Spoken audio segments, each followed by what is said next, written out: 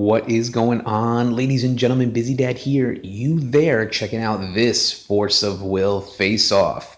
And got together with Mike and was able to record a few games. Now, I am on the left. I am playing a new deck that I put together, a fun one called Mars the Manhunter. It is a black-red deck with Mars, focus on the mana counters.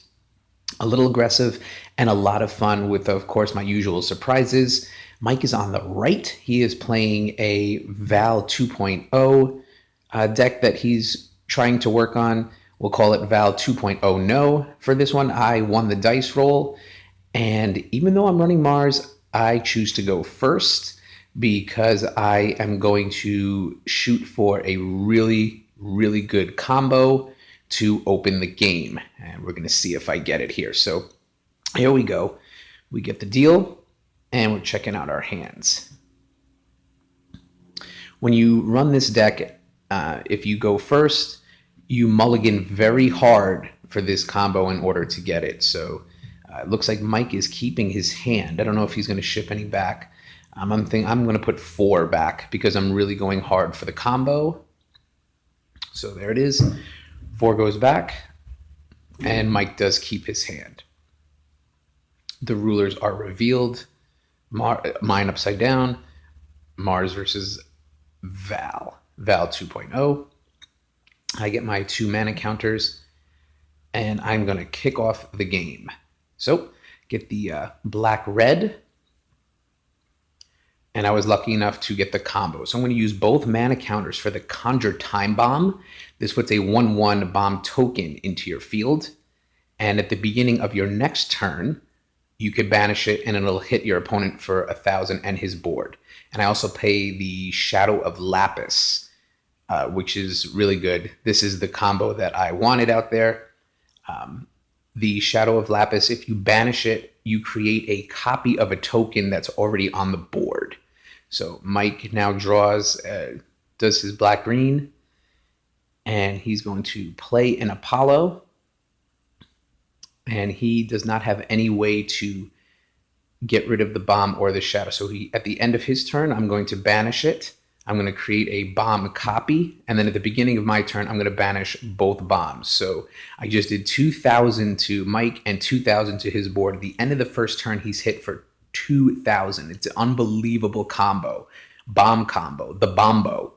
So going into my second turn, I'm going to hit him. I draw a black. I'm going to hit him with a Blood Boil for -6. So Mike's going into his second turn, and he's already down to 14. It's really disheartening, especially for a Val deck that needs to get the regalia and build up. He draws a black-blue stone and plays the Trader of Shangri-La, which is a really good deck milling card, and passes the turn. So I'm going to draw, recover. I'm going to pull another black-red. And I'm going to play all 3 for the Scion of Ancient Lore. It's a 7/7 vampire. When he enters the field, it deals 400 damage to your opponent, and you gain 400 life. So it's, like I said, it's a very fun and aggressive Mars deck that just comes right for your face. If you can get that bomb combo on turn 1, you pretty much deflated your opponent for the entire game. So Mike's going to use Trader's ability before recovery to draw a card and then put one at the bottom. He draws a black-green stone. He's going to pay 2 for rewriting laws. This is going to let him recover 2 stones. Now they can make any color, and he gets to draw a card. Pay another 2 for a Wind-Secluded Refuge. Addition lets you draw a card. Mike's Val deck has a lot of really good drawing, and he passes the turn. Now into my turn, I'm going to draw and recover. And thinking about what to do here, seeing if it's possible to end the game on this turn right now. Mike does have 1 will up, which I always keep in mind, but I'm going to J-activate. So I'm going to flip Mars over. I do not have a Namblot to pitch, so I only get the 5 counters. But I'm going to use all 5 for the Conjure Time Bomb Awakened, which lets me put the bomb token into my field. And at the end of my turn, I can banish it and hit the board for 1,000. I'm waiting for any response. I'm going to end my turn, banish the bomb to do 1,000 to him, and that is it. There's no response. There's no answer. So the Conjure Time Bomb is really amazing if used right, and Mars with the mana counters, the bomb being an ancient magic, you can use mana counters for it. Makes it really strong. There, I'm going to put the finishing touches. So we are going to move on to game 2. And I apologize. I think we have some focus problems in this game. So just kind of bear with it. Don't know what happened there.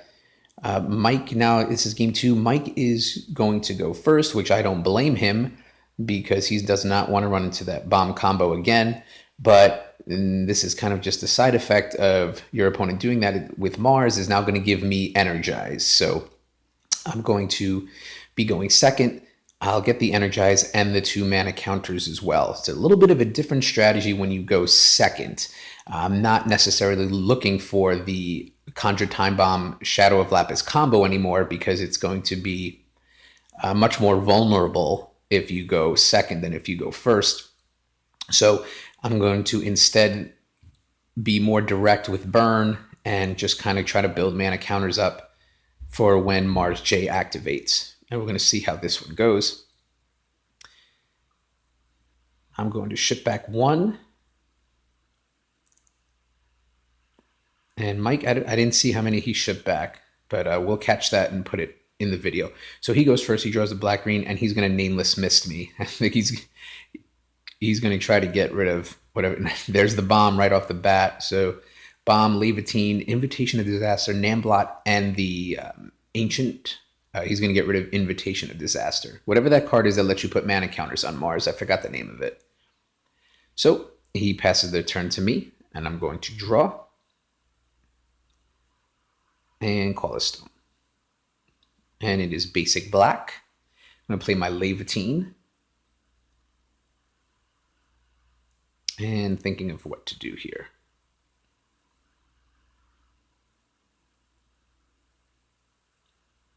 Mike, in anticipation, although he does know my hand, so he's probably might have an idea. I'm going to use my Energize to put the Ancient Fire, I think that is. It lets me put 3 mana counters on Mars. He goes to 5, and I immediately use it for an Awakened Conjure Time Bomb. Mike is tapped out. There's no way for him to stop this. End of my turn, I'm going to banish the bomb and 1,000 right off the bat to his board and to him. Like I said, Conjure Time Bomb is crazy. I love the card. I said it from when I first saw it in the spoilers. Mike's going to draw, and he gets another black-green. He's going to play his own Levitine. He's going to pay 2 for Lapis's Dark Storm. So he's going to try to get rid of my cards. I only had 2, and one, it was another Conjure Time Bomb. It's so crazy. So now I am top decking, and I am on the ropes early. So I'm going to draw a basic redstone. And I think that this is probably the best strategy for Mike is to just control my hand because he doesn't want to let me start burning and getting away with like plays like that bomb, which is just crazy. He's going to pay 2 for Wind Secluded Refuge, which lets him draw. And he's going to pass the turn. So to me, draw and recover. And I'm going to call another stone and get my black redstone. I think Mike having a hard time getting some regalia out there and getting Val flipped over, especially in that first game. He just didn't have enough time, and I think that's a real strength with this Mars deck, especially when you go up against those real heavy meta decks like the Lumia Hook.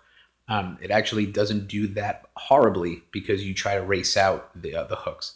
So I'm going to pay 3 for Baldrin Gossanarl. You know me. Here's a Vingolf 2 card that I try to make work. He's a 7/7 military. But when he hits the graveyard, your opponent loses 400 life. So definitely some shenanigans coming with that. Mike's going to draw, and he pulls a black-blue. So now he has 3 colors on the board, black, green, and blue. He's going to use it for Trader of Shangri-La, another deck milling card. And he's going to pass the turn. He's going to pass the turn with 3 open will, and that usually concerns me. He doesn't have access to white, so I'm not worried about a Seal of Wind and Light, but at the same time, there could be a Wall of Wind, there could be a Keen Sense. I don't know exactly what he has in that deck. So I'm going to draw, recover, I get a black stone. I'm going to swing in with Gassenarl, and he blocks with the Trader of Shangri-La. So now he has no resonators on the board. I'm paying 2 here, I think. No, I'm paying 3 for Scion of Ancient Lore. So there's the Vampire. He's going to lose 4. I'm going to gain 4. The Scion and Baljan Gassenarl are really just the distractions of this deck. This is just keeping your opponent busy and keeping them something to deal with while setting up for burn and bombs and stuff. So here he goes. He's going to play Scorn of Dark Alice. I only have a Blood Boil in my hand, so even though he whiffs on it, he does get to see, and he knows what I have. So he's going to play Valentina the Puppet Monarch. He's going to try to take control of my Baljan Gassenarl. He's just reading the text. He's going to try to take control, but he targets it, and in response, I'm just going to rest and banish it to Levitine. So he doesn't get the target. I'm able to banish it because of Levitine, and Baljan Gassenarl hits the graveyard, and Mike loses 400 life. So the gut punch, he plays the puppet, and instead of gaining control of a resonator, he loses life. Just disappointing, I'm sure. So into my turn, I'm going to draw, and before recovery, I'm going to play the card that lets me put 3 mana counters on Mars. And I'm going to recover. Actually, should have recovered Levitine at the end when Gassenarl hit the graveyard, so that was a misplay on my part. And I'm thinking of what to do here, not necessarily this turn, but the next turn, because I know he's got the Valentina on the board, which is better than my Scion. And I want to J-activate because he's tapped out. So I really do think that this turn I J-activate. Yeah, I'm gonna flip Mars over. So he has 3 mana counters. I'm gonna flip him over. I don't have a Namblot, so I only get 5. Brings him up to 8 mana counters. And the way this deck is set up, having Namblot is nice, but not necessary. Ancient Magic cards in here and ways to get mana counters on Mars. It's more effective than you'd think. When you first look at this deck, you're like, oh, this really doesn't seem that playable, but it's surprisingly playable. So Levitine, I'm going to swing 10-10 first strike. He's going to block with the Puppet Monarch. So I was glad to get her off the board. I'm going to swing with the Scion for 7, bringing him down to 15, and I'm going to pass the turn. Oh, Mike draws and recovers. And he's thinking of what to do. Now, in my mind, I'm thinking of Valentina flip is coming here, and the 7 Kings are going to come out. So I'm trying to think of what I could possibly do in response, especially with swiftness. I'm sure she can just crash into anybody. But he calls a stone. This really surprised me and kind of put in my head that doesn't have the best hand right now. He's probably got some dead cards. He plays 1 for the Trader of Shangri-La. And then he plays 2 for Space-Time Anomaly. He's going to target Mars. So he's doing that for the draw. So he hits Mars for -5/-5. He draws a card. He pays 2 for Rewriting Laws. That's going to let him pick up 2 stones. And again, draw a card. So Mike definitely looking to pull something. He pulls 2 to Remnant Space-Time Anomaly out and target Mars again to kill him. Now, what I'm doing here is, well, he's going to draw his card from Space-Time. Now I'm looking at Levitine to see if Levitine actually pumps up Mars's defense to survive the Space-Time, but Levitine doesn't. Levitine will only pump up damage dealt. So I can't save him with that, but I can banish it to give him Imperishable. So Mars does die, but because he has Imperishable, he's just going to come back to the ruler's side. Cards like Horn of Sacred Beasts and Death Scythe will pump up +2/+2 defense, and he would have been able to survive it, but Levitine's not like that. So Mike is going to pass, and it's going to come to me. I'm going to draw and recover. Thinking about J-activating again and getting more mana counts, but first I'm going to swing with the Scion and see what he does. All right, so he's going to block with the Trader of Shangri-La. I get the blocker out of the way. Now I have the ability to end the game. So I'm going to spend 5 counters for the Awakened Conjure Time Bomb, which again means at the end of my turn, I can banish it and deal 1,000 to Mike and his board. I'm going to play 2 for that Blood Boil that's been sitting in my hand the whole time. Takes him down to 9. End the turn, banish the bomb for 1,000. And that's it. So the Conjure Time Bomb, just really crazy card. Really does the job when played right. And Mike, I think, just had no chance. He wasn't getting the draw, wasn't getting the cards, couldn't flip Val over. I think if he would have flipped Val over on that last turn, then maybe that would have bought him a turn or two. But we don't know if that would have done anything. So it is a 2-0 win for Mars, and I'm going to get the deck profile up this week, so be on the lookout for that. Let me know what you think with a comment below. How'd you like this Mars deck? You like it? You hate it? Does it look fun to play?